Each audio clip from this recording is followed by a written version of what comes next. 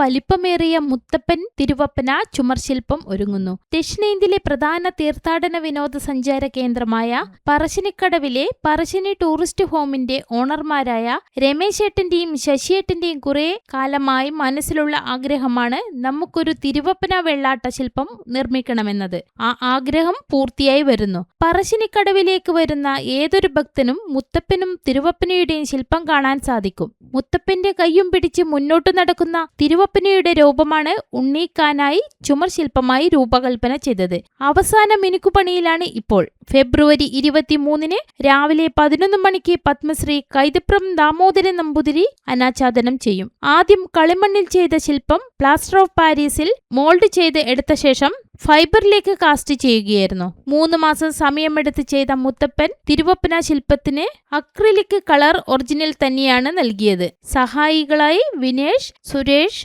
ഷൈജിത്ത്, ബാലൻ, അഭിജിത്ത്, അർജുൻ എന്നിവരും ഉണ്ടായിരുന്നു.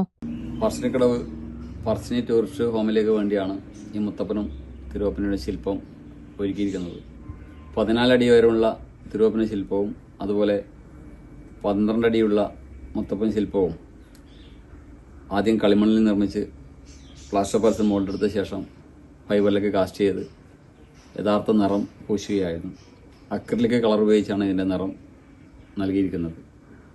മുത്തപ്പൻ്റെ കയ്യും പിടിച്ച് തിരുവപ്പന നടന്നു വരുന്ന രീതിയിലുള്ള ഈ ശില്പം ഒരു 3 മാസം സമയമെടുത്താണ് പൂർത്തിയാക്കിയത്. ഈ വരുന്ന ആഴ്ച മലയാളത്തിൻ്റെ പ്രിയ കവിയും ചലച്ചിത്ര ഗാനരചയിതാവുമായ പത്മശ്രീ കൈതപ്രം ദാമോദരൻ നമ്പൂതിരി ഈ ശില്പം അനാച്ഛാദനം ചെയ്യും.